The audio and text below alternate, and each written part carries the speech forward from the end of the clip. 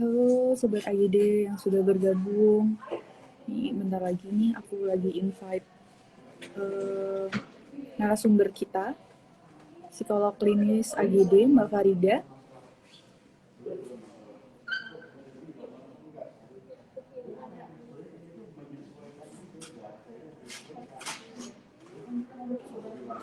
Sebentar ya.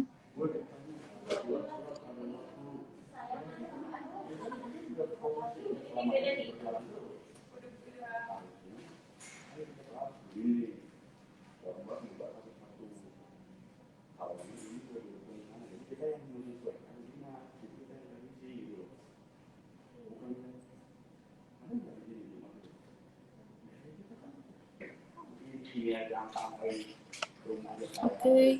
Halo Kak Farida. Hai Tessa, Eh, sebentar. Gimana kabarnya? Alhamdulillah baik, tapi lagi Baik. hujan nih deg-degan, koneksinya terus putus. Nih, di aku nggak Itu kan terlalu lagi hujan noise juga. ya. Di aku nggak terlalu noise Mhm. ya. Oke. Oke, sip. Oke nih, tunggu dulu nih. Oh, udah banyak juga ya, udah 22 ya yang ikut live. Habis makan siang, biar Makan nggak tidur siang, kita bahasnya enaknya agak live. berat ya. Enaknya sih habis makan siang live sama kita aja, Kak. Soalnya kita ada topik menarik kan hari ini. Apa tuh? Mhm. Ada nih, untuk yang belum tahu hari ini kita live apa, kita ada live Bincang AGD, yaitu lindungi diri dari pelecehan seksual yang ada di tempat kerja nih, Kak. Nah, Mhm. sebenarnya pelecehan seksual sendiri itu tuh kayak gimana sih, Kak? Oke, pelecehan seksual agak luas ya topiknya Tessa. Pelecehan seksual di tempat kerja. Yang paling pertama itu kita perlu tahu dulu definisi atau konsep dasar pelecehan seksual. Jadi pelecehan seksual itu adalah segala bentuk tindakan atau perilaku yang bermuatan seksual, di mana target atau individu yang menjadi sasaran itu tidak menginginkan.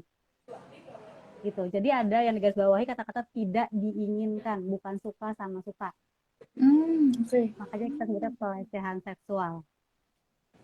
Itu terjadi di tempat kerja, di situasi kerja, bisa dalam perjalanan dinas, atau ketika mengikuti pelatihan, atau sedang meeting, konteksnya pekerjaan dalam profesional kerja gitu.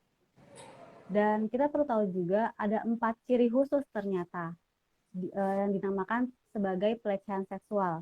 Yang pertama, tadi yang saya sebutkan tidak dikehendaki, tidak adanya perasaan happy, perasaan senang jika individu menjadi sasaran pelecehan seksual. Lalu yang kedua itu sering dilakukan dengan iming-iming. Misalnya nanti kamu naik jabatan atau pendapatannya naik deh atau kamu jadi pegawai prioritas. Atau selain iming-iming juga terjadinya ancaman. Lalu yang ketiga, ketika individu itu menolak atau menerima eh, responsnya dia dijadikan pertimbangan karirnya dan pekerjaannya di kantor tersebut oleh atasannya. Dan yang terakhir adalah dampak dari tindakan pelecehan seksual tersebut berdampak pada psikologis atau emosional korban atau individu menjadi malu, merasa dendam, menyalahkan diri sendiri, tidak nyaman di pekerjaannya dan sebagainya gitu. Dan secara umum yang tadi kalau kamu tanya kategori pelecehan seksual sendiri itu ada 5 secara umumnya. Pertama ada pelecehan fisik, ya mencium, kemudian menyentuh, kemudian mencubit, lalu juga ada sentuhan fisik lain yang menempelkan tubuh. Lalu ada juga pelecehan secara lisan atau verbal yang kita tidak inginkan, lelucon-lelucon yang mengarah ke seksual gitu. Dan misalnya nih maaf misalnya payudara kamu kok kecil ya kayak misalnya kayak centong nasi gitu itu kan juga termasuk Aduh, lelucon-lelucon yang iya iya. sebenarnya nggak lucu gitu yang terima tapi Iya. dianggapnya bercanda oleh pelaku dengan alasan kok baper banget sih kalau misalnya tersinggung apa namanya korbannya. Lalu juga ada pelecehan nonverbal juga, dari gesture, dari bahasa tubuh, misalnya dengan menatap, misalnya kan menatap kerja Oh, perempuan dari atas sampai bagian bawah dengan vital penuh dengan gitu hawa kali ya. nafsu gitu, dari atas sampai bawah yang membuat risih, atau juga dengan menjilat bibir misalnya, atau memainkan jari, atau juga melakukan kedipan mata berulang-ulang, yang buat kita tuh annoying, yang ganggu banget gitu. Agak Dan merinding juga ada loh saya pelecehan dengernya. yang banyak terjadi. Sebenarnya hal-hal yang kita anggap sederhana, yang hal kita anggap bercanda, ternyata itu sebetulnya bibit dari pelecehan Pelecehan seksual seksual di yang tempat mengarah pada kerja. kekerasan seksual. Ya, jadi nggak sampai, belum sampai pemerkosaan, belum sampai pencabulan, apalagi itu yang amit-amit. Jadi dari hal-hal sederhana yang terus dimaklumi dan dilakukan berulang-ulang, itu bisa disebut pelecehan seksual apabila individu atau korbannya tidak terima, tidak senang. Kemudian tadi ada pelecehan visual juga, menyebarkan gambar konten atau konten porno, poster, video, dan sebagainya. Lalu juga ada pelecehan secara psikologis atau mengajak mengajak kencan secara memaksa di luar dari jam kerja, berdua aja gitu di area-area Hmm. private atau di waktu-waktu yang memang sudah lepas dari urusan pekerjaan Berarti gitu. walaupun di luar jam kerja, kalau misalnya kita masih mendapat perlakuan gak enak nih, misal semacam pelecehan kayak gitu, juga masih masuk kategori pelecehan ya Kak di tempat kerja? Iya, iya, oleh rekan kerja. Oh, iya, iya. Sebenarnya oleh siapapun, rekan rekan kerja yang satu level, atau supervisor, atau bawahan kita, tapi umumnya umumnya yang melakukan hal tersebut adalah rekan kerja atau atasan yang mempunyai power. Ini complicated banget ya, maksudnya kita udah di tempat kerja, maksudnya kan ada hubungan kerja sendiri yang sebenarnya harus profesional, tapi kenapa ada kasus-kasus seperti itu gitu loh. Sebenarnya pemicunya tuh apa Kak? Apa faktor-faktor dari pelecehan seksual ini bisa terjadi di dunia kerja? Pemicunya ya, kalau ditanya apa sih faktor-faktor penyebab pemicunya, oh itu kompleks sekali, karena ya dari permasalahan psikologis sendiri. Jadi gini, ada dua sudut pandang, baik dari si pelaku maupun dari si yang merasa menjadi korbannya. Dalam psikologis itu, dari pelakunya sendiri, kalau kita baca literatur, ternyata sudah ada dari tahun 1987, dari bukunya Sexual Harassment in Everyday Life yang ditulis oleh Wise and Stanley. Disebutkan bahwa pelaku-pelaku tuh memiliki karakter atau memiliki alasan kenapa dia sampai melakukan pelecehan seksual. Yang pertama, memang dia itu kurang, tidak memiliki keterampilan sosial. Kemudian juga sebetulnya si pelaku pelecehan seksual itu juga bermasalah secara personal sebagai individu. Dia ada masalahnya sendiri, ada konfliknya sendiri, entah itu dari lingkungannya dia, dari pola asuhnya dia yang terlalu diabaikan atau terlalu keras, kita nggak tahu. Dan yang ketiga, memang umumnya pelaku pelecehan seksual itu immature, kekanak-kanakan. Dia insecure sendiri dan mengalihkannya ke orang yang lebih inferior, yang lebih jauh di bawahnya. Makanya biasanya perilaku tersebut tuh mengincar korban-korbannya itu, teman-temannya itu yang self esteemnya rendah, yang kurang asertif, kurang berani untuk mengkomunikasikan apa yang dia alami. Lalu juga yang relatif pasif, dan kelompok-kelompok yang lebih rentan. Awalnya dia tes korbannya dulu, nggak sebetulnya Kayak tindakan perilakunya kecil bisa gitu menjadi mungkin ya? berulang. Iya, perilakunya menjadi berulang karena dia awalnya tes dengan komentar-komentar, lucuan-lucuan tentang seks tadi. Oh, dimaklumin. Lalu naiklah menjadi menanyakan kehidupan seks targetnya. Lalu naik lagi melanggar ruang pribadi. Udahlah jam kerja, kemudian juga memaksa memaksa mengajak misalnya jalan atau keluar, dan pasti selalu mengatakan nggak ada maksud sama seksual sama sekali, kan cuma bercanda tuh, bisa Iya, digarisbawahi, selalu selalu bilang kan bercanda. iya. Sering banget tuh kayak Kemudian dari bercanda situ, tapi dijadiin sebenarnya kayak bercandanya tuh nggak sopan gitu ya. Tapi kayak kamu harus maklum lah, namanya juga bercanda. Sebenarnya tuh udah masuk ke pelecehan ya.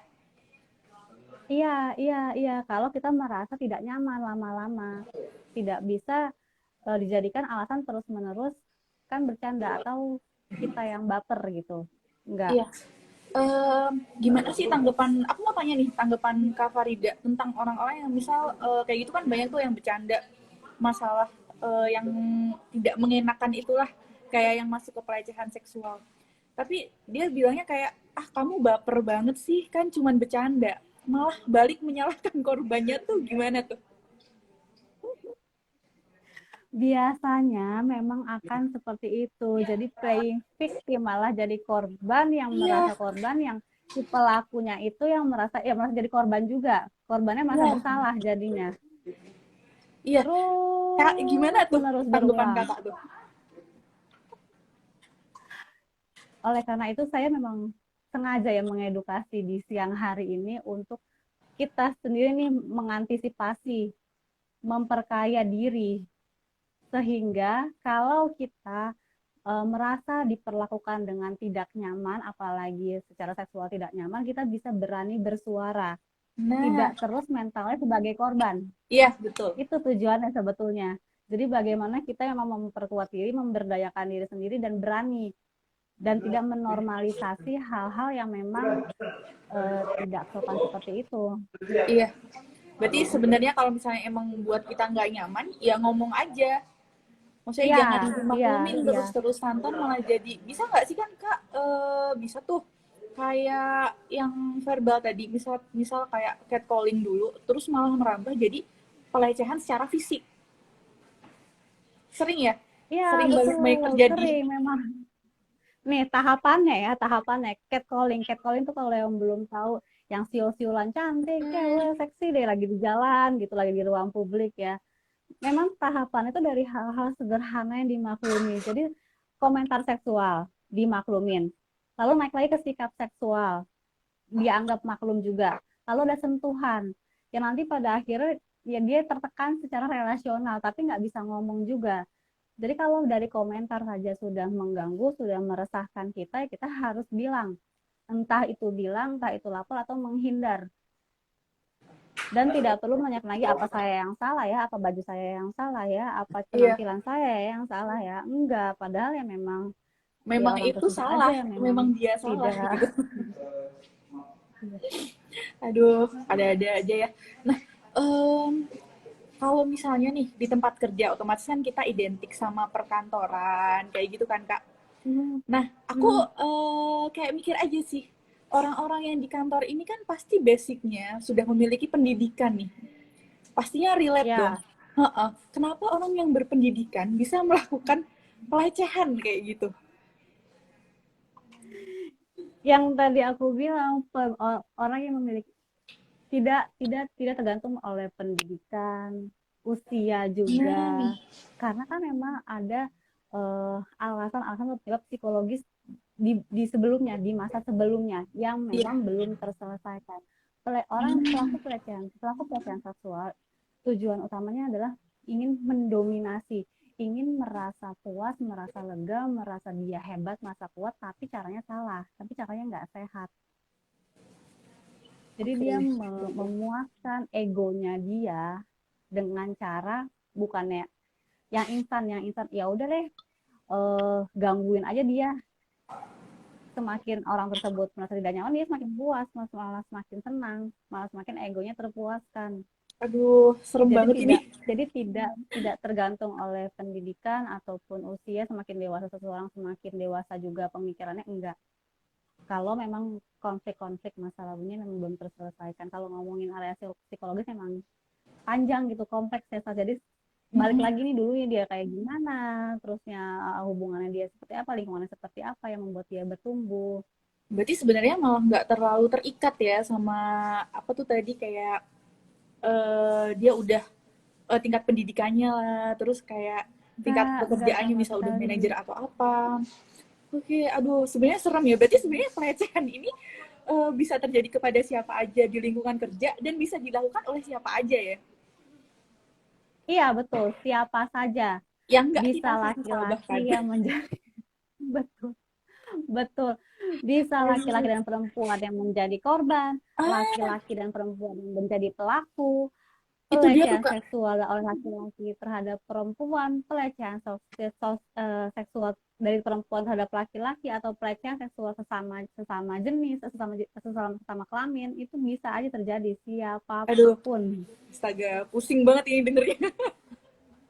Maksudnya kok bisa ya? Maksudnya, aduh, nggak paham gitu saya sama orang-orang seperti itu gitu. Nah, Iya, eh, kita anggap kan perempuan doang ya yang iya terkena, ya ternyata karena enggak, saat ini enggak. dulu kan kita mikirnya, oh perempuan terus nih yang kena pelecehan, tapi sebenarnya cowok pun bisa, dan lebih mengejutkannya lagi sesama pun juga bisa melecehkan ya. Iya, iya, sesama perempuan, sesama laki-laki itu juga bisa melecehkan. Hmm, Kak, aku pikir kalau misalnya udah masuk kayak sesama, mungkin sesama jenis ya, aku mikirnya itu kayak bullying seperti biasa gitu Kak. Oh Mhm, iya, ngomong-ngomong mhm. tentang bullying, kita bahas di minggu depan aja Oh kali iya, ya. ada lagi ya, Iya, iya. bersambung. Bersambung. Karena Iya, topik karena ini kan emang dua panjang topik. dan harus mendetail kan. Oke, Kak. Betul, Tadi betul. balik lagi, kenapa kok bisa sih terjadi Mhm. pada laki-laki juga? Ini mungkin untuk awam yang masih masih apa ya pikirannya, oh pelecehan tuh pasti jadinya korbannya perempuan, tapi ternyata ada laki-laki juga loh. Dan ternyata bisa sesama jenis juga Mhm. saling melecehkan kayak gitu. Iya, iya, iya, iya. Tadi yang saya bilang,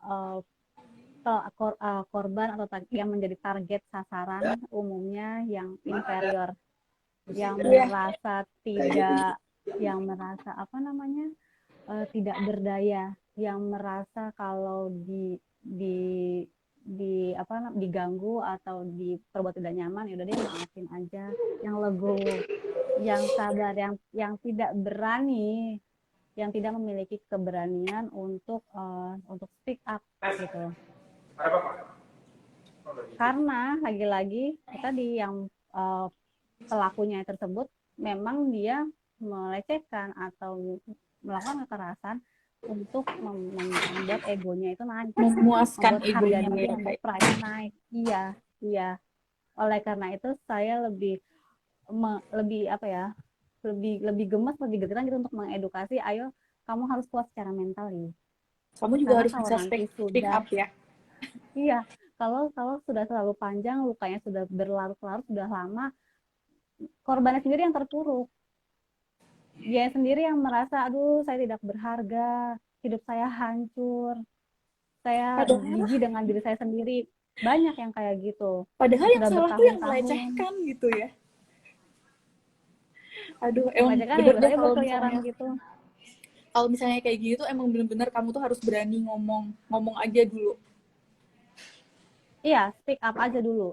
Entah didengar atau tidak Takutnya, didengarkan, speak up aja ke orang-orang yang memang membuat kamu safe, yang bikin kamu aman.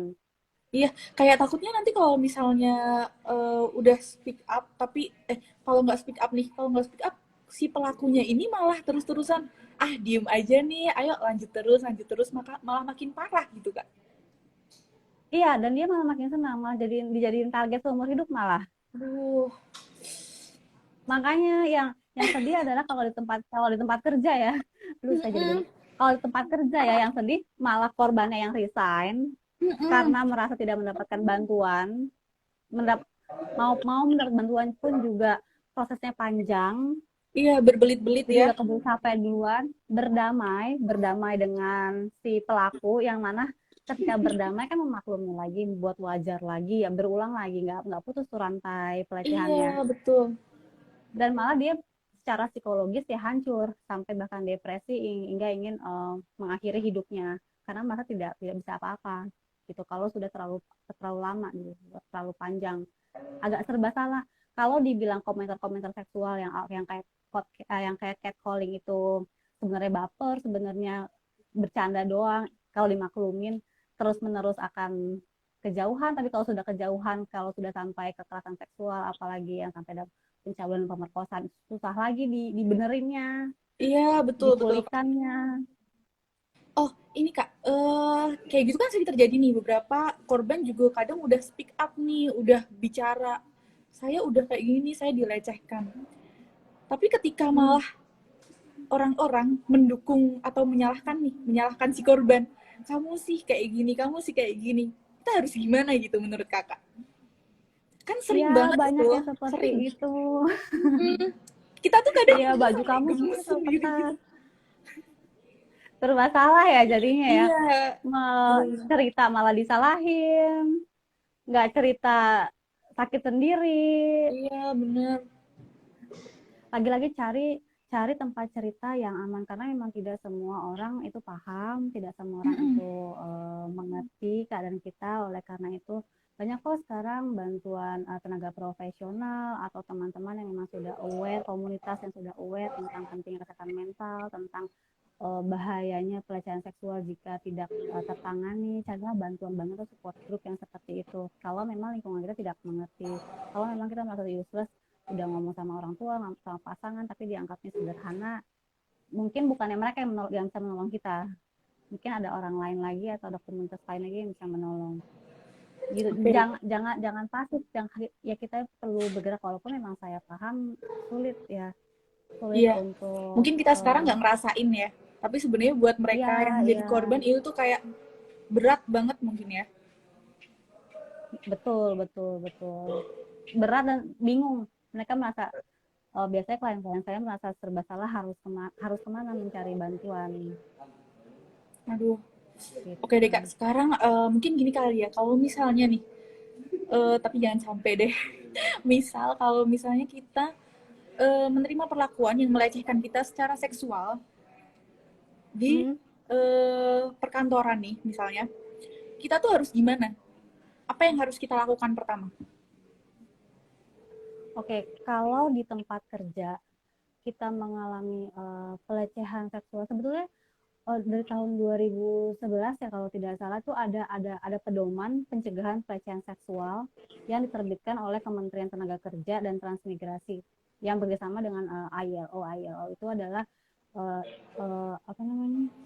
International Labor Office. Jadi memang ada pedomannya dan setiap perusahaan, setiap tempat kerja wajib untuk menyediakan fasilitas tersebut untuk pengaduan, untuk pelayanan. Jadi kita yang merasa eh, terkena pelecehan seksual di tempat kerja bisa langsung melapor tanpa merasa takut, tanpa merasa identitasnya nanti rahasianya nanti tidak terjaga gitu. Idealnya seperti itu. Namun jika belum ada tempat kerjanya, bisa bercerita dulu ke rekan kerja atau ke keluarga orang-orang terdekat dulu pokoknya. Setelah itu naiklah ke supervisor, ke manajer. Jika tidak bisa membantu juga kita bisa naik ke yang lebih tinggi lagi, yang kalau saya baca juga Gubernur Anies Baswedan khususnya di tempat kerja di Pemprov DKI Jakarta itu ada kanalnya sendiri untuk pengaduan pelecehan seksual di bkddki.jakarta.id/pengaduan. Di situ kita bisa melapor dan bisa mendapatkan informasi yang detail juga, bisa mendapatkan bantuan hukum, bantuan secara psikologis, bantuan medis juga. Pokoknya jangan diem aja dan jangan merasa kamu yang bersalah. Carilah bantuan kemanapun gitu. Once Oke, kamu baik. merasa kamu tidak nyaman, kamu melakukan perlakuan tidak nyaman, tapi tidak ada yang bisa mendengarkan atau tidak ada yang bisa membantu kamu di lingkungan pekerjaan kamu, carilah bantuan di luar. Sebelum sebelum diri kamu terpuruk sendiri. Biasanya kan orang udah hopeless, kok nggak ada yang ngebantuin nih. Lama-lama dia jadi capek sendiri, jadi merasa mental korban terus menerus, yang jadinya kayak lingkaran setan, nggak ada ujungnya. Oke, baiklah Kak. Berarti intinya kalau misalnya kayak gitu, kita healing dulu mungkin ya. Untuk korban ini harus tenang dulu, terus baru Betul. melapor ke atasan yang paling dekat dengan dia ya. Betul, ke orang yang bisa dia jangkau. Entah itu rekan kerja, nanti rekan kerja lagi yang menyampaikan. Memang perlu Hmm, dibangun budaya sih, Tessa, dalam lingkungan kerja yang memang yang sehat, yang suportif, itu dulu yang perlu iya. dibangun. Yang memang Untungnya, tidak menyepelekan atau menganggap maklum bahwa pelecehan seksual itu cuma bercanda doang, enggak yang kayak gitu. Memang memang perlu bangun budaya kalau di tempat kerja. oke. Dan ya atasannya juga, pimpinannya juga memang perlu support. karena nggak akan bisa apa-apa kalau tanpa support dari semua orang gitu. Iya. Apalagi kan kalau tadi yang kena biasanya inferior, orang-orang yang memang Mm-mm. rentan. Nah, Kak, kalau misalnya nih, kita sudah speak up, terus kita udah ngomong ke atasan kita, bahkan ke atas-atas lagi, cuman nggak didengar nih, Kak. Haruskah kita malah ke lembaga perlindungan atau yang lainnya kayak gitu? Bisa jadi, bisa jadi. Jadi kita gini, kita punya sebetulnya apapun masalah yang kita hadapi, apapun yang kita terima, kita punya respons mau ngapain. Entah itu mau mencari bantuan keluar atau mau mencari bantuan dulu ke dalam diri kita sendiri. Kalau ke dalam biasanya saya selalu ngomong sama klien saya tuh ketika memang mereka mendapatkan pelecehan seksual atau hal-hal yang mereka tidak menyenangkan, ada istilah itu stop. Jadi ada singkatannya setiap kata, ada setiap hurufnya. S-nya, S-nya itu sadari dulu bahwa apa yang terjadi ya udah terjadilah, kamu nggak akan bisa Oke, ngapa-ngapain. Itu masa lalu tapi tidak menentukan masa keberhasilan depan. kamu di masa kini dan atau masa depan. Ya tidak menentukan keberhargaan kamu, keberhasilan kamu di masa depan, di masa kini atau masa depan. Kita harus memperkuat diri diri terlebih dahulu jika memang dirasa di luar susah untuk dijangkau. Lalu yang kedua tadi ada stop, S ada T. Yang T-nya ini tidak berlama-lama terlebih dahulu menghayati kita sebagai korban. Jangan menghayati diri terlalu lama sebagai korban, tapi jadilah survivor. Jadilah milikilah mental atau mindset survivor atau pejuang. Oke, Sehingga kita bisa bertumbuh nih, terus mencari cara untuk gimana ya. Kalau kita tidak bermental korban, kalau menghayati terus menerus mental korban, kita akan semakin jatuh, akan semakin sulit untuk bangun. Lalu tadi ada S, ada T, ada O. O-nya itu kita perlu olah pikiran, olah emosi, ya olahraga kalau perlu, pokoknya tetap aktif untuk bergerak. Bergerak melakukan apa yang bisa kita lakukan.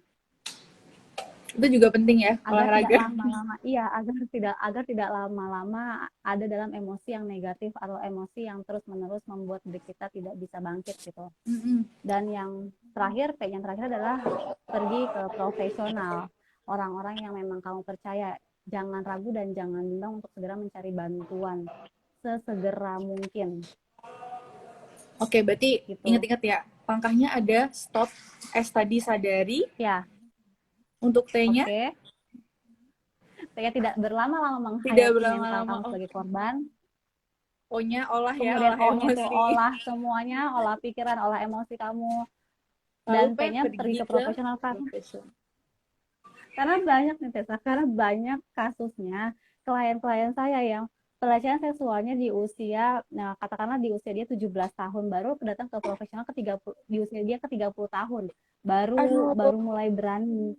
Aduh itu iya, saya setengah mati untuk bantu dia untuk keluar dalam arti bagaimana menemukan keberhargaan dia sendiri terlebih dahulu, karena dia merasa jijik sama dirinya selama dari rentang 15 tahun sampai 30 tahun itu dia merasa jijik sama dirinya dia sendiri. itu lama banget loh Kak. Jadi Dan selama itu jadi luka apa ya? Luka batinnya dia atau gimana ya? Saya maksudnya nggak bisa ya membayangkan jadi gitu loh rasanya. jadi lama-lama ya takut untuk bergerak kemanapun gitu, takut untuk melangkah kemanapun, ada trust isunya juga pasti. Tapi yang paling sedih adalah ya dia jadi menyalahkan diri dia sendiri atas apa yang terjadi, terus menyalahkan diri dia sendiri, dan itu lama sekali, psikoterapinya hampir 1 tahun 2 tahun, dan menguras emosi dan energi saya juga. Iya, Jadi bener-bener. sedih, jadi ikut sedih juga ya, walaupun harus poker face saya harus tetap tenang, sabar, kalem dan senyum. Tapi setelah selesai sesi konseling jadi mual juga, jadi capek juga. Iya, karena pasti berat banget ya, saking beratnya ya Kak ya buat mereka ini yang menjadi korban gitu loh.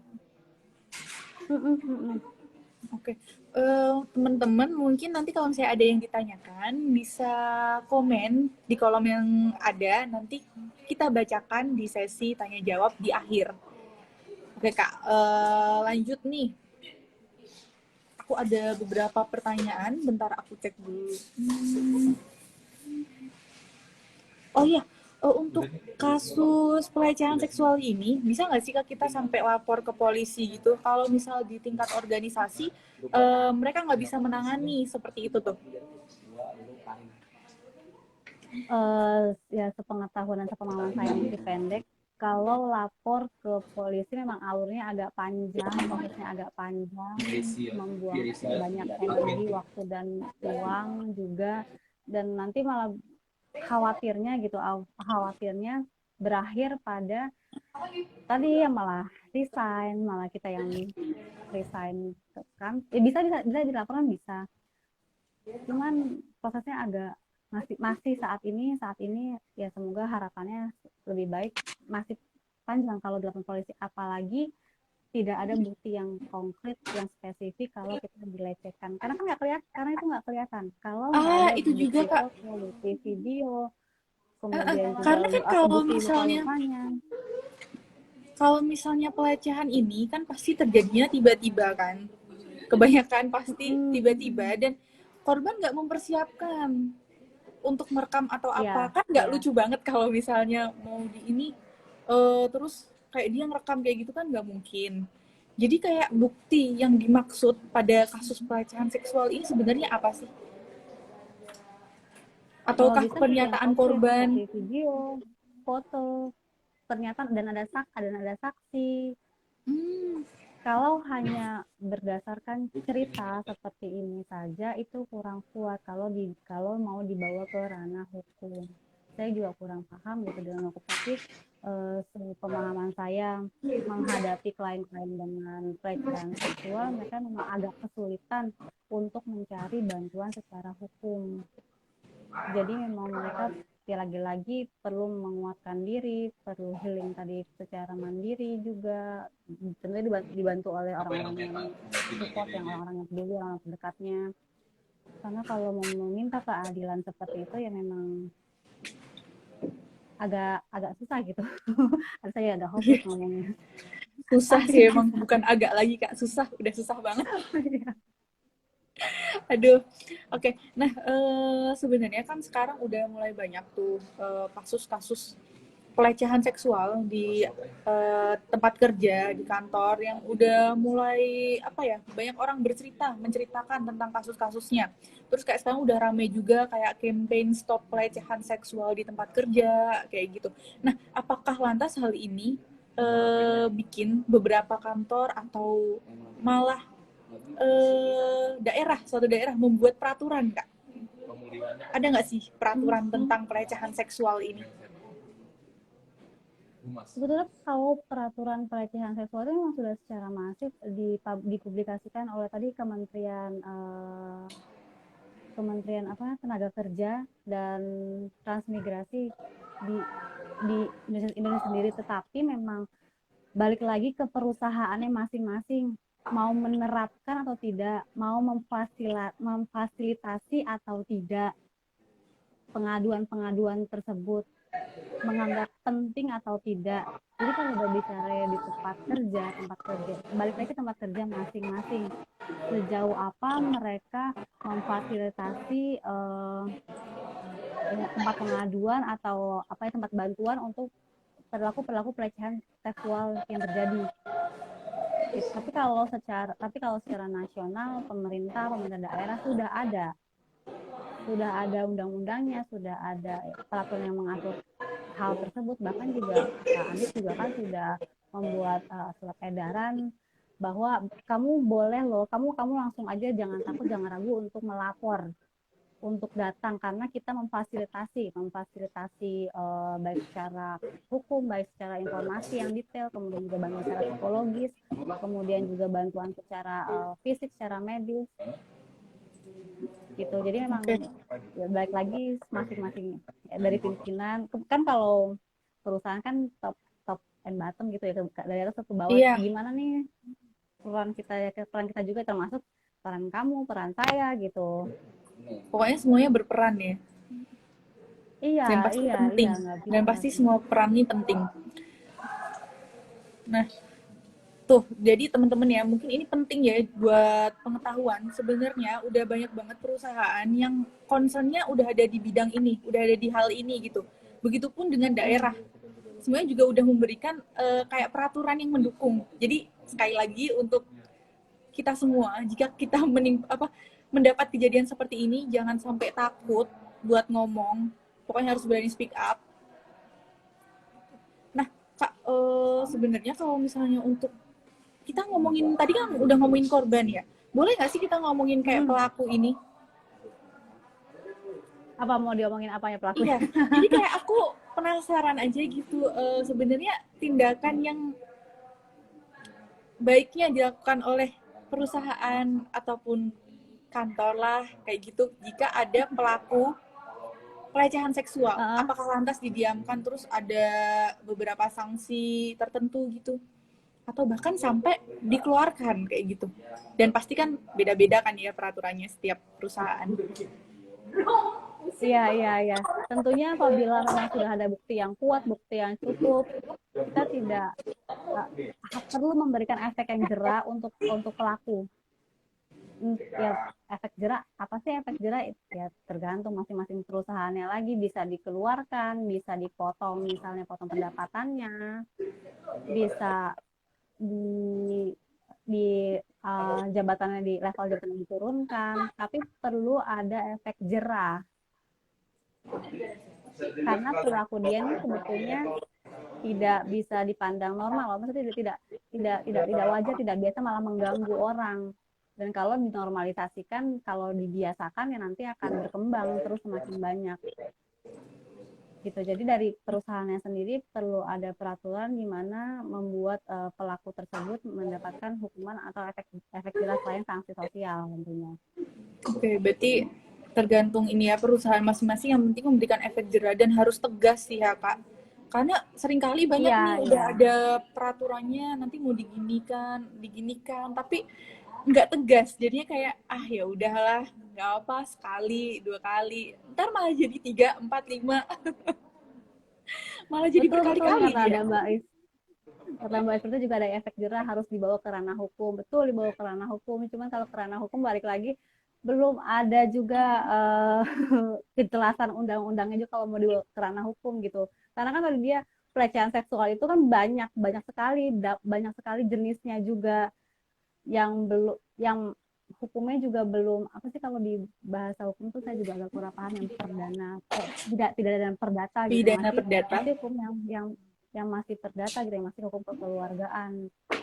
Oh, berarti belum masuk di Kalau pidana ya Kak ya? ya pelecehan seksual, ya sayangnya seperti itu, Iya. belum masuk ke ranah pidana, kecuali kalau sudah kekerasan.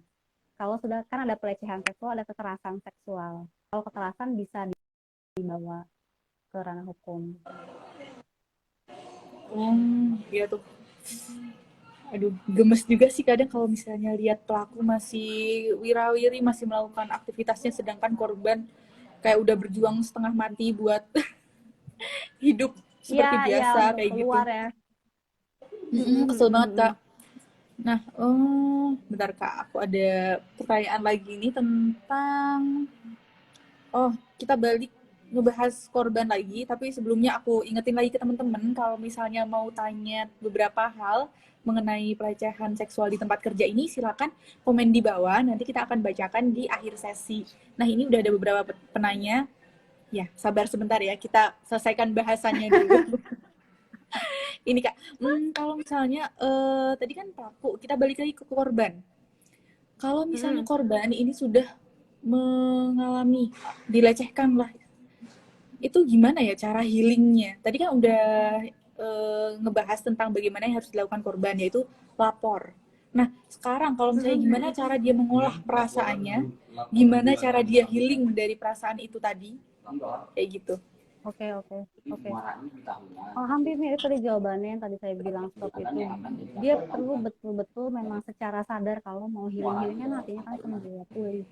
Dia betul-betul memang acceptance ya, memang walaupun susah untuk mencapai suatu kondisi penerima, untuk mencapai suatu keadaan yang menerima betul-betul ikhlas, betul-betul legowo, memang susah. Tapi yang memang paling pertama sekali kalau mau healing untuk kasus berat apapun perlu adanya acceptance, menerima itu betul-betul bahwa apa yang sudah terjadi pada saya tidak bisa dirubah, dan apa yang terjadi juga tidak akan menentukan masa sekarang saya dan masa depan saya.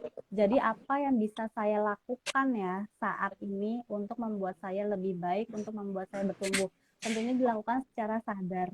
sambil berproses, entah itu dia mau meditasi, entah itu dia mau melakukan journaling untuk mengeluarkan emosi-emosi negatifnya dia yang terpendam dan secara sehat, dan entah dia mau katarsis, mau konseling dengan psikolog, mau melakukan psikoterapi, tapi dia memang perlu mengeluarkan emosi-emosi. Di samping itu dia perlu melakukan tindakan yang nyata juga, yang lebih rasional juga untuk memang membuat diri dia lebih baik, untuk bekerja lagi, meningkatkan kapasitas dirinya dia lagi, mengembangkan skillnya lagi, pengetahuannya dia lagi.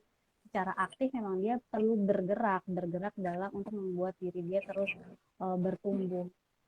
Di samping dengan emosinya yang lama-lama semakin dirilis tuh pelan-pelan dilepaskan. Ya karena balik lagi kita nggak bisa melupakan, karena selama masih sehat, selama kognitif manusia masih sehat, itu akan terus mengingat kejadian. Iya. Oh, yang paling banyak adalah pelecehan seksual itu bisa di PTSD. PTSD itu post traumatic stress disorder. Jadi lukanya ada terasa sampai hari ini, padahal peristiwanya sudah jauh di masa lalu, Aduh. sudah jauh terjadi, tapi lukanya masih dibawa. Nah, healing itu lukanya secara perlahan dilepaskan, dikeluarkan gitu. Jadi healing secara emosional dan secara mencari solusi secara rasional dengan terus bergerak ke arah yang lebih positif, yang lebih baik, yang lebih membuat diri kita growing. Karena sebetulnya memang kan apa yang menyakitkan kita, ingin membunuh kita tapi kita tidak meninggal, itu menguatkan kita gitu. Iya, yang penting berarti emang harus menerima secara sadar kalau misalnya itu sudah Iya, terjadi menerima dan secara sudah sadar dulu. menjadi masa lalu. Tapi saya Iya, rasa ini betul. ya Itu Kak yang ya, paling pertama. tahap ini yang paling susah ya, kayak untuk menerima itu loh. Susah banget. Susah banget, Ya, susah kayak aduh, banget. pasti banyak. Biasanya tuh mentoknya di ini kan, jadi ada 5 fase grieving, ada fase berduka ketika dalam ketika terkena bencana atau hambatan atau hal-hal yang menyakitkan kita. Yang pertama ada ya pasti sedih, ada marah, ada yang tahu menawar, masih masih marah, kenapa sih ini terjadi sama saya, kenapa sih bukan sama dia aja, kenapa sih malah saya yang kena, kenapa sih, masih yang kayak gitu loh, masih yang kenapa sih, Iya, tahun-tahun. Kemudian masuk masuk fase depresi, kemudian masuk masa acceptance. Itu yang paling panjang gitu prosesnya. Tapi biasanya mentoknya itu di fase yang berjenis tadi, yang tawar menawar itu. Kenapa sih kok saya, kenapa sih bisa terjadi seperti ini, coba kalau saya nggak ini, coba kalau saya nggak itu. Wah, stop stop iya. tanya kenapa, karena apa yang menimpa kamu ya, ya itu memang jalan hidup kamu gitu. Itu memang Yang udah pahit, kalau bisa kejadian ya jadikan udah gitu pelajaran. ya. Iya, iya, Sebenarnya jangan juga tanya nggak kenapa lagi. sesimpel itu ya, nggak sesimpel yang ya udah kejadian udah, nggak sekayak gitu. Cuman kayak Iya. yang ya kamu harus menerima, mungkin ya kamu harus menerima, tapi dengan berbagai proses, jangan terlalu dipaksa buat oh aku harus menerima itu sekarang, enggak, maksudnya kayak Enggak juga. pelan-pelan aja. Betul, betul, betul. Emang sih kalau baca teori, kalau ngomong kayak gini nih, menyampaikan seperti ini mudah ya, tapi memang ya kenyataannya Betul kalau kita betul. yang tertimpa sulit. Aduh, Tapi nggak emang tahu lagi gimana, saya harus memang kayak ini gimana. memang ini yang perlu disampaikan gitu. Oke. Berarti tadi sih Kak saya mengutip sedikit dari yang udah Kakak bahas. Jadi kalau misalnya trauma ini nggak segera diselesaikan, malah bisa jadi lebih parah lagi ya. Karena saya beberapa Ya, kali betul. denger tuh kayak mungkin ada korban pelecehan seksual. Ya mungkin entah itu di kantor atau entah itu di mana. Tapi dia nantinya juga menjadi pelaku.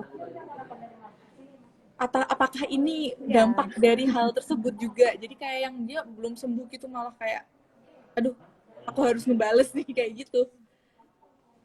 Ya, dampak ekstrimnya memang seperti itu. Ketika ada yang menjadi dendam juga kan. Dampak ekstrimnya even dia menyalahkan diri sendiri dan berakhir depresi, atau dia menjadi lebih agresif dan menjadi, kalau saya luka semua orang harus terluka, kalau saya sakit semua orang harus sakit. Oke, Gitu oke. ekstrimnya.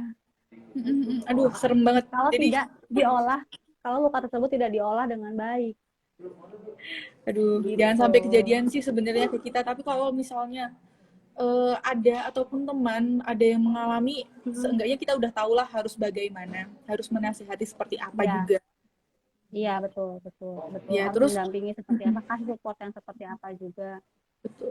Berarti yang harus kita lakukan nih Kak sebagai pendengar, kalau misalnya ada orang yang cerita ke kita, Mm-mm, dia telah melakukan mm-mm, apa, dia telah dilecehkan secara seksual di tempat mm-mm. kerja, itu kita harus gimana tuh Kak tadi?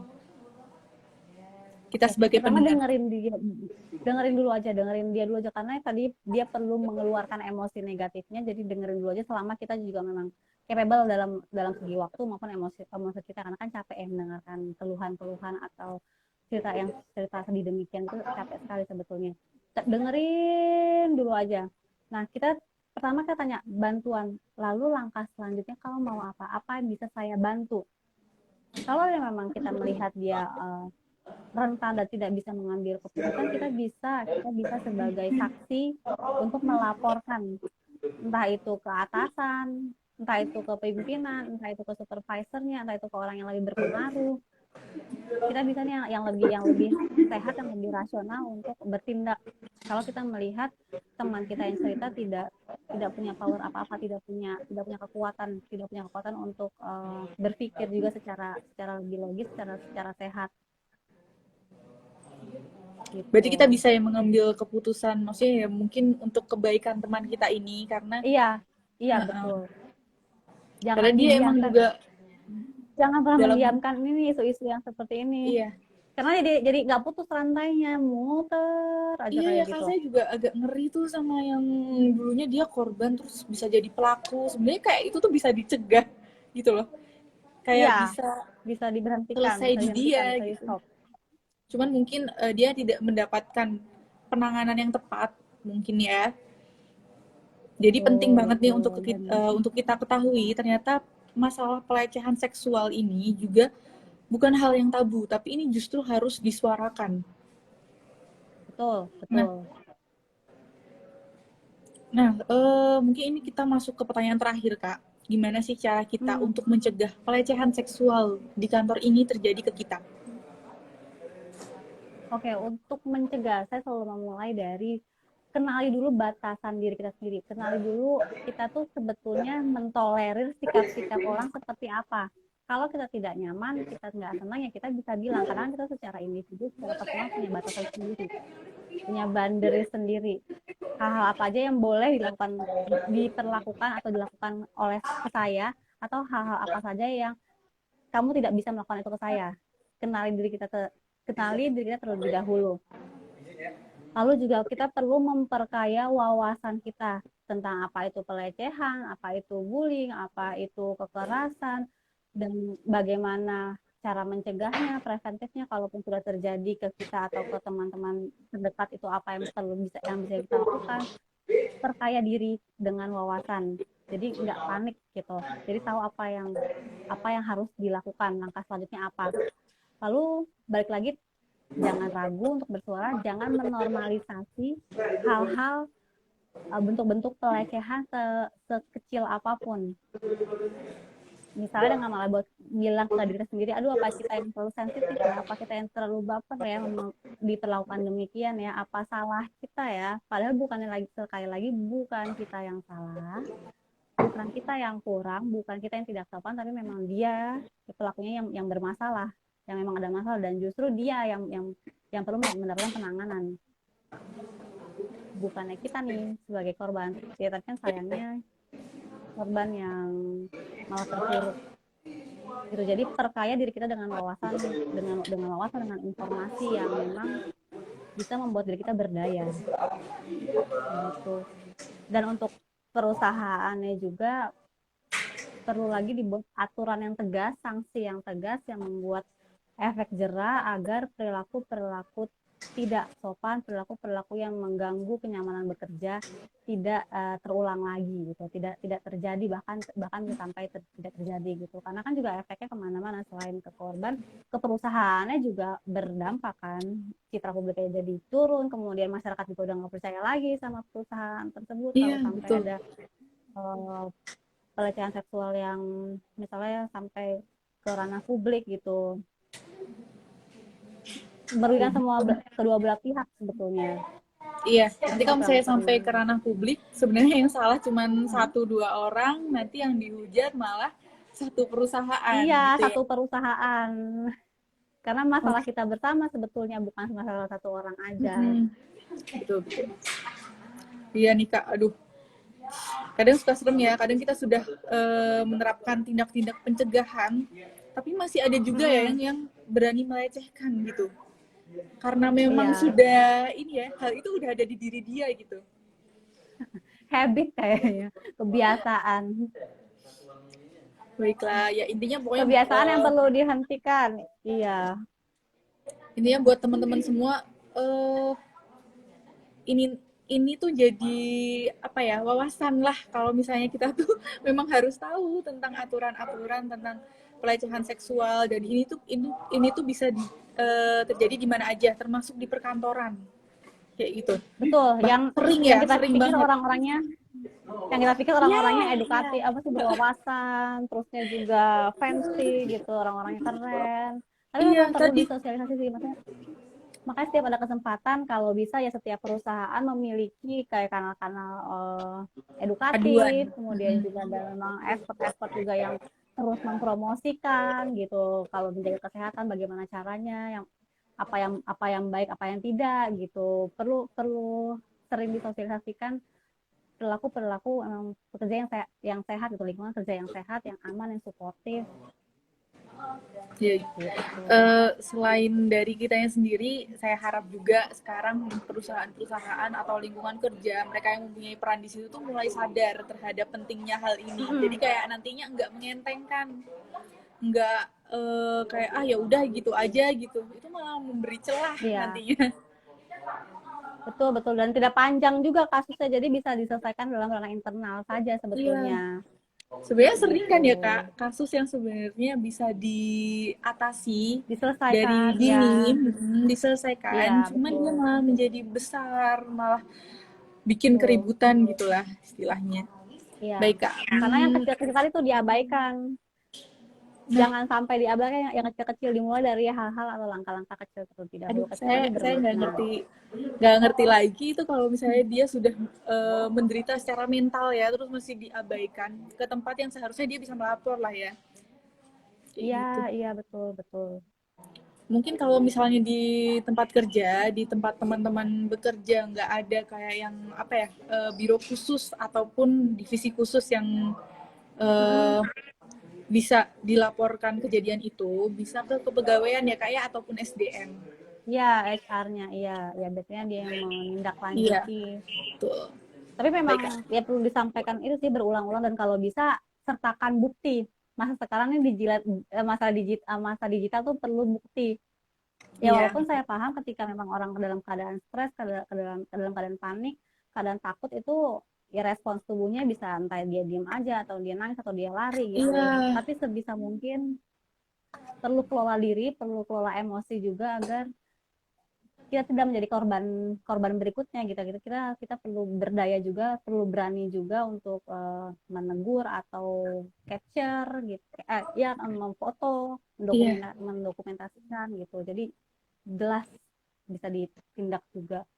Betul, kalau misalnya diem aja malah makin ditindas, malah makin banyak Iya, nanti berulang pelecehannya. Iya. sampai pensiun nanti seperti itu, malah jadi tidak Aduh, sehat, merugikan semuanya. aduh, menakutkan sekali ya Kak ternyata. Apalagi tadi tuh yang waktu kakak nyebutin pelecehan secara fisik, maksudnya kok bisa ya di area perkantoran melakukan pelecehan secara fisik, kan aneh gitu. Bisa banyak di dalam kasusnya, kalau saya baca dari klien juga di dalam lift, kemudian di mobil dinas, biasanya perjalanan perjalanan dinas, Aduh, kemudian juga di tempat-tempat ya yang sepi, kan banyak kan lorong-lorong kantoran yang aduh. sepi juga. Aduh, saya boleh sebut pelaku pelecehan ini dengan penjahat nggak ya? Jadi kayak penjahat-penjahat ini tuh melakukan aksinya di mana aja ya, setiap ada celah di kantor lah, Iya, atau di setiap ada mobil lah. kesempatan. Mencari kesempatan dalam kesempitan. Duh, jangan sampailah kita ketemu sama orang yang kayak gitu ya. Nah, Kak, aku Jangan, mau bacain amin. beberapa pertanyaan. Ini udah ada beberapa penanya Boleh, nih. boleh. Kita mulai dari, bentar-bentar. Kak Mentari Ilmi. Nih, bener nih, seringkali emoticon via chat. Saat korban asertif dibilangnya hanya berbuat baik salam hangat, dibilangnya korban yang salah tafsir dari emoticon. Gimana tuh Kak? Tapi sebenarnya perasaan kita kan valid ya, apa yang kita rasakan itu tuh ya benar, berarti nggak apa ya, nggak mengada-ada gitu loh. Iya betul. Ini Mentari rekan sejawat saya nih psikolog juga. Pasti banyak juga Wah, klien-kliennya yang yang apa namanya dengan kasus seperti itu. Ya memang balik lagi pelecehan, kekerasan itu semua berawal dari kegiatan dari perilaku kecil yang sebenarnya membuat kita tidak nyaman, membuat kita tidak happy, yang membuat kita terluka, tapi kita abaikan, kita normalisasikan, kita maklumkan, yang enggak di apa ya, yang tidak terselesaikan, jadinya panjang urusannya, jadinya lukanya semakin menumpuk juga, jadinya malah terabaikan begitu saja dan seolah menjadi seperti bom waktu gitu. Nanti kalau udah besar baru meledak. aduh jangan sampai deh. Mending sekecil apapun itu Bilang ya, segera bilang speak up, dikatakan. Bisa dengan penolakan secara halus. asertif, Kalau misalnya nggak bisa, asertif itu, ya, baiklah. asertif itu Oh kata iya, bisa disebutkan. mengekspresikan, mengungkapkan apa yang kita pikirkan, apa yang kita rasakan secara jujur kepada orang lain, kepada lingkungan. Oke. Itu perilaku yang asertif. Berarti teman-teman juga bisa kayak gitu ya Kak, berperilaku secara asertif kalau misalnya mereka merasa nggak nyaman dengan apa yang Iya, rekan kantor iya lakukan kayak gitu. Baiklah. iya, jangan takut karena dia pun juga tidak takut untuk Iya, kamu nggak boleh takut. Kalau misalnya kamu takut, nanti dianya malah menjadi-jadi. Kamu harus berani pokoknya. iya semakin senang. Oke, terima kasih Kak Mentari Ilmi. Kita beralih ke ada Pak Anhari Siregar. Wah, ini kalau ini teman kantor kita, Kak. Oh, Pak, teman sama Pak kita Anhari, ini. iya. Nih, apa sih tolak ukur pelecehan itu? Kalau hanya menggoda dan wajar, tapi yang digoda tidak terima, apakah itu termasuk bentuk pelecehan? Nah, ini nih yang wajar atau tidak wajar itu kan sebenarnya subjektif ya.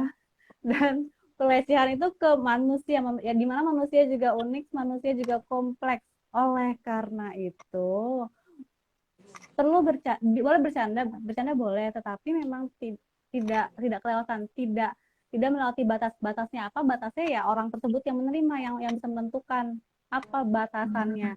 Kalau orang tersebut yang tadi Tessa bilang, yang kita bahas catcalling, siul-siulan cantik-cantik, tapi kalau misalnya saya nih tersinggung gitu atau saya tidak terima, itu bisa masuk pelecehan sebetulnya. Tapi pelecehannya secara levelnya lebih ringan gitu.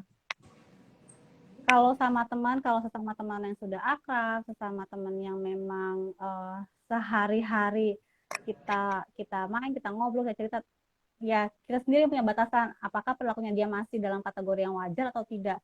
Tapi kalau sudah tidak wajar, mengganggu privasi, ya bisa kita sebut sebagai pelecehan seksual. Dan kalau di tempat kerja konteksnya eh, umumnya itu ada jam-jamnya. Jadi ada jam-jam profesional kita. Biasanya profesional kita kalau malam tuh sampai jam 8 atau jam 9 malam. Jam 10 lah paling malam. Kalau sudah chat atau sudah mengganggu di atas jam tersebut, itu sudah ya balik lagi mengganggu, melecehkan secara seksual. Kalau chatnya itu bernada romantis atau bernada manis atau menggoda gitu, atau ketika yang mengajak mengajak teman kita, entah itu ya lawan jenis atau teman kita gitu, berdua aja, kemudian di luar dari jam kerja, itu perlu jadi red flag Ngajak untuk kita ngedate sendiri. mungkin Kalau gitu kali ya Kak ya.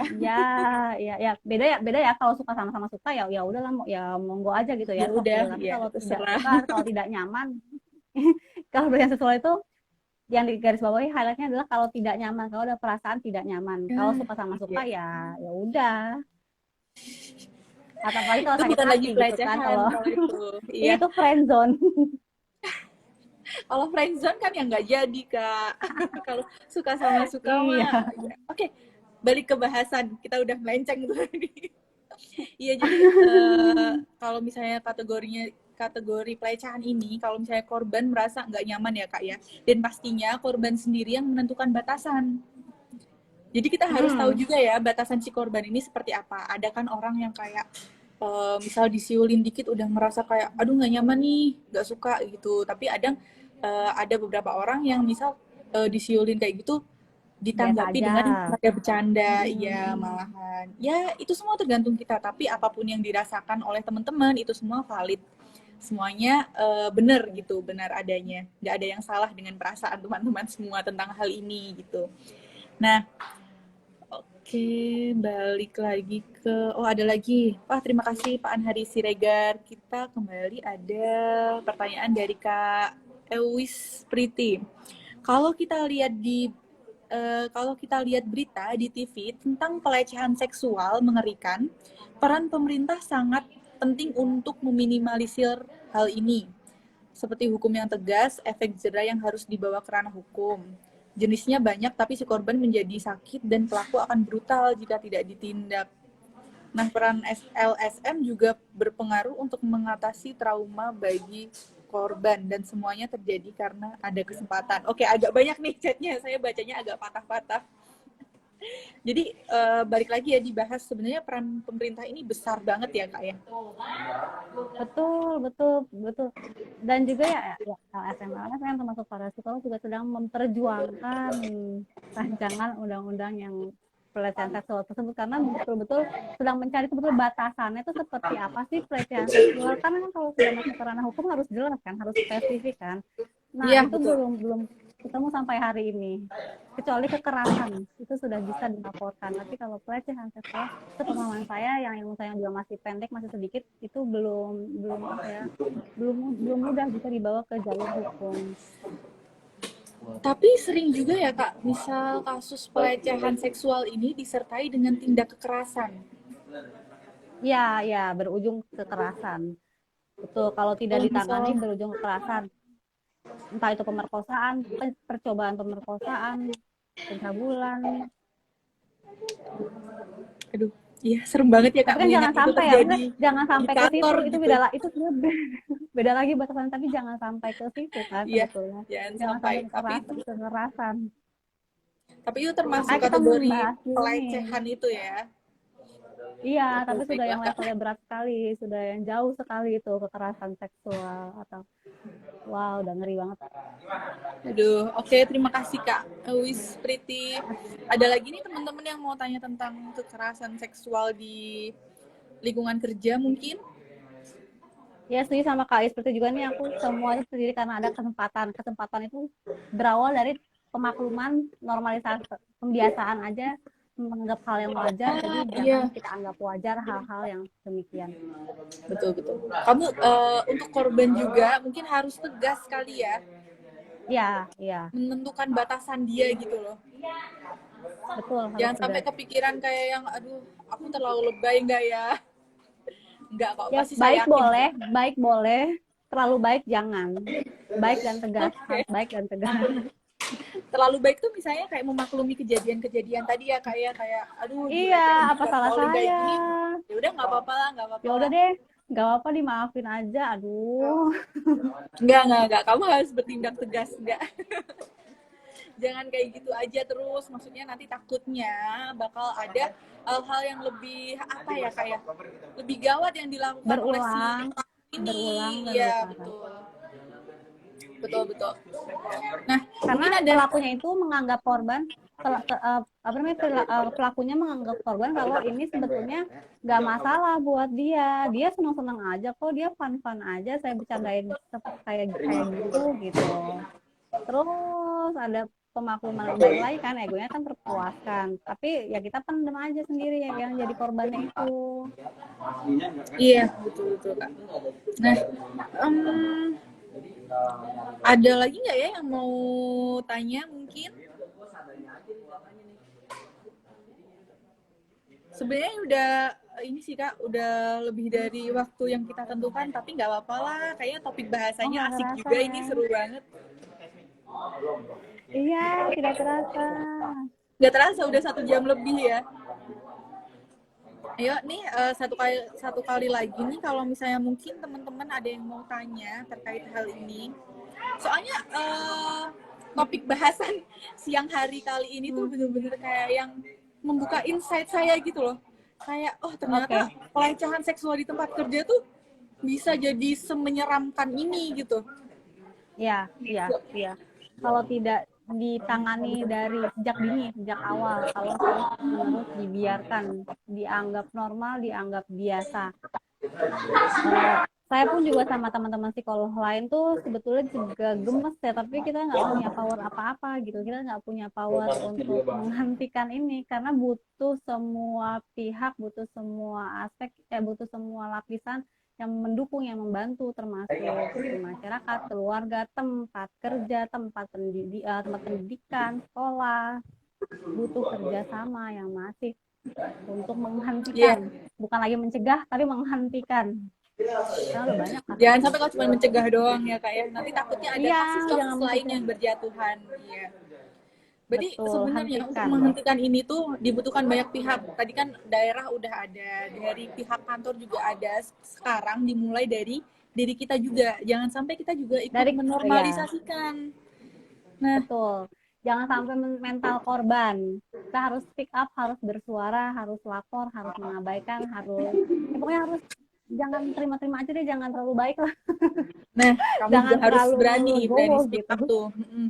Nah, kalau misalnya kamu nggak berani speak up, ya itu tadi silakan lapor ke misal kepegawaian, misal SDM, ataupun rekan kerja kamu dulu bisa.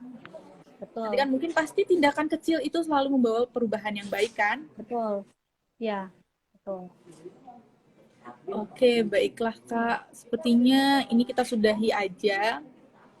Boleh ini dong, spill dikit tentang minggu depan kita mau ngebahas apa? Oke, minggu depan kita mau bahas tentang bullying atau perundungan. Ini lebih menurut saya lebih banyak lagi yang merasakan dibandingkan dengan pelecehan seksual. Karena berkedok atau beralasan hanya bercanda padahal itu bully. Aduh. Dari teman-teman kita, dari keluarga kita mungkin. Nah, kalau itu bisa terjadi oleh apa ya, di mana aja ya bahkan. Iya, itu di mana aja, batasannya lebih luas, nggak ada batasan malah. Iya. Aduh, oke, baiklah. Berarti minggu depan kita akan bahas tentang bullying. Jadi nanti kita akan kasih tahu hari dan jamnya. Pokoknya dicatat, jangan sampai ketinggalan. Karena sebenarnya topik-topik ini tuh sangat bermanfaat ya. Kenapa? Karena wawasan kayak gini tuh nanti bisa membantu kita kalau misalnya terjadi hal-hal tersebut. Iya, betul. Sederhana, tapi memang bermanfaat untuk kehidupan sehari-hari kamu. Jadi sobat AGD pun juga perlu, maksudnya kalau mau ide Kak, bahas ini dong, atau tes bahas ini dong, humas bahas ini dong, nggak apa-apa, maksudnya sok aja gitu, monggo. Karena dari yang seperti ini nih, dari hal-hal yang sederhana seperti ini, kita bisa membuat hidup kita tuh ya lebih baik lagi, nanti lebih produktif lagi kerja. Karena kan kalau misalnya kita tidak nyaman dalam kegiatan sehari-hari kita juga nggak bisa menghasilkan optimal. Kerjanya juga nggak optimal, kita juga nggak happy gitu. Jadi kita perlu cari wawasan yang baru lagi di luar dari pekerjaan kita sendiri yang udah buat stres, yang udah bikin pusing gitu ya. Suntuk banget gitu. Aduh. Iya, butuh pembahasan baru, butuh pemahaman yang baru lagi. Iya, dan pembahasan seperti ini sebenarnya penting banget. Dan kita telah menyediakan wadah di Bincang Santai. Ya, alhamdulillah ya. Udah tapi ini kali ini nggak santai ya. Oh iya, Bincang AG deh kalau Bincang Santai kemarin, Kak. Kalau besok nih yang masalah bullying bakal dijadiin Bincang Santai ya? Atau Bincang AGD lagi nih? Apa ya? Bincang AGD kali kayak. Bincang AGD aja ya. Kalau santai sepertinya ini terlalu nggak santai gitu untuk dibahas. Karena buat emosi saya juga sebagai narasumber. Iya, benar. Jangan kan yang jadi narasumber ya, kami semua masyarakat itu juga kadang gemes kalau misalnya menemukan kejadian seperti ini, tapi malah nggak diatasi dengan baik gitu. Iya, dianggap sepele, dianggap bercandaan aja. Iya, betul. Karena kita semua kan punya simpati ya. Jadi simpati terhadap korban dan lain sebagainya. Oke, baiklah. Kayaknya kita cukupkan sampai di sini, Kak. Kita kelebihan 11 menit, tapi nggak apa-apa lah ya. Mm-mm. Oh iya, Kita nggak kerasa lanjut. deh. Ini 4 jam loh, tes Agila tuh 4 jam waktunya. Iya, tapi kayak kalau 4 jam nanti lama Baru banget ya, baru Kak. pulang ya. Iya, bener. Ya udah, Kak. Kita akhiri dulu aja sampai di sini. Teman-teman jangan lupa besok dicatat tanggalnya kalau misalnya kita sudah mengeluarkan flyer ataupun poster. Pasti juga banyak yang nggak sabar kan, Kak. Isu bullying kan banyak banget tuh terjadi. Ya udah. Betul, betul, betul, betul. Baik, terima kasih Kak Farida sudah menjadi narasumber Sama-sama kesekian Tessa, kalinya. Humas, terima kasih AGD juga. Ya, terima kasih juga kepada Sobat AGD yang udah menonton. Kita ketemu lagi minggu depan. Terima kasih Kak Farida. Selamat Dah, akhiri sehat-sehat ya. ya. Ya, assalamualaikum.